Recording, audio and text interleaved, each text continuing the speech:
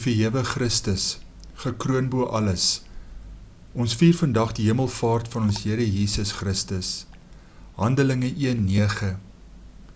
En nadat hy dit gesê het, is hy opgeneem, terwyl hulle dit sien, en 'n wolk het hom voor hulle oë weggeneem. Die hemelvaart van Jesus is een van die mees hoopvolle oomblikke vir ons as kinders van die Here. Dit is die oomblik wanneer die opgestane Christus sy regmatige plek inneem.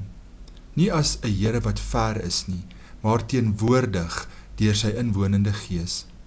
Die hemelvaart herinner ons dat Jesus sit aan die regterhand van die Vader. Die hemelvaart verseker ons, Jesus is met ons. Jesus het gesê, dit is voordelig vir hom om weg te gaan, sodat hy die Heilige Gees sal stuur. Die opgevaarde Christus is nie afwesig nie, hy is op 'n dieper manier teenwoordig, leef in elke ware Christen deur die Heilige Gees. Elke kind van die Here is nie alleen gelaat om die lewe self te trotseer nie. Die hemelvaart anker ons, Jesus sal terugkeer.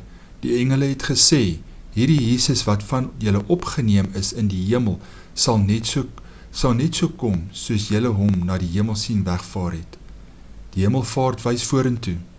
Die koning wat opgevaar het, sal weer terugkom, om alles nuut te maak. Laat ons vandag met hemelvaart onthou. As gevolg van die hemelvaart leef ons met hoop, krag en doelgerig. Jesus regeer, is teenwoordig en hy kom weer terug. Amen.